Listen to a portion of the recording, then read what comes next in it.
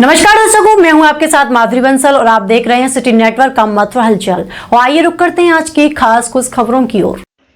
चैतन्य विहार स्थित महादेव ज्योति मठ में शनिवार को विरक्त शिरोमणि परमहंस स्वामी वामदेव जी महाराज के जन्म शताब्दी वर्ष के उपलक्ष्य में शताब्दी आनंद महोत्सव का भव्य शुभारंभ हुआ। कार्यक्रम के प्रथम दिन देश भर से आए संतों और मुनि ऋषियों ने स्वामी जी के कर्तृत्व एवं व्यक्तित्व को याद किया। समारोह का उद्घाटन करते हुए जूना पीठाधीश्वर आचार्य महामंडलेश्वर स्वामी अवधेशानंद जी गिरी ने कहा कि स्वामी वामदेव जी महाराज विद्वता एवं राष्ट्रता का अनूठा संगम थे। उन्होंने कहा कि स्वामी जी का जीवन त्याग, तपस्या और राष्ट्रीय भक्ति का जीवंत उदाहरण रहा है। उन्होंने न केवल समाज में आध्यात्मिक चेतना का संचार किया है, बल्कि राष्ट्रवाद की भावना को भी श्रद्ध किया है। संगोष्ठी के दौरान अन्य वक्ताओं ने भी स्वामी जी के योगदान को रेखांकित करते हुए उन्हें महान समाज सुधारक एवं आध्यात्मिक ऊर्जा का पुंज बताया।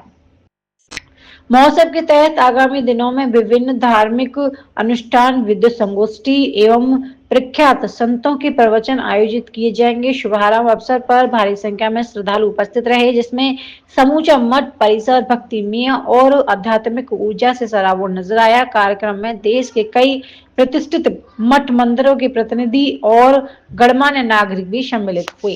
की संस्कृति कालजयी, मृत्युंजयी सनातन संस्कृति है और भारत की संस्कृति के दो आधार हैं, ऋषि और कृषि।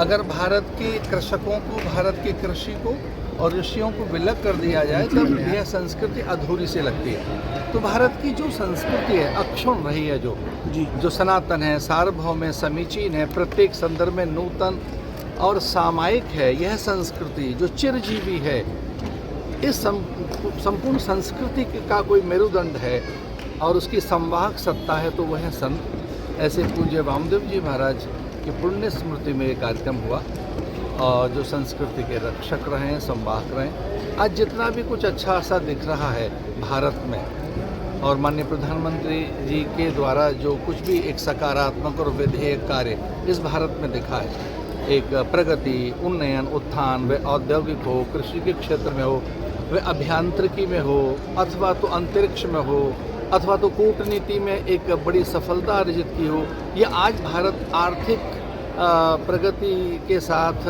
चौथी विश्व महाशक्ति है। उस सब के मूल में संतों के आशीर्वाद है, उस सब के मूल में संतों का संकल्प है। तो कोई कह रहा है कि अच्छे दिन आए भारत में, इन अच्छे दिनों के मूल में जिनके आशीर्वाद हैं वो हैं संत और मैं अग्रणी थे पूज्य वामदेव जी महाराज। आपने उद्बोधन में कहा कि किसी आंदोलन की आवश्यकता है, किसी कार्य की आवश्यकता है। कौन सा ऐसा बड़ा कार्य है, आंदोलन है जिसकी आवश्यकता आपने जताई? भारत को जोड़े ये आंदोलन है, सारी जातियां एक हों ये आंदोलन है, हम सब एक हैं, सारी जातियां महान हैं, सारी जातियां समान हैं, ये भी तो एक आंदोलन है।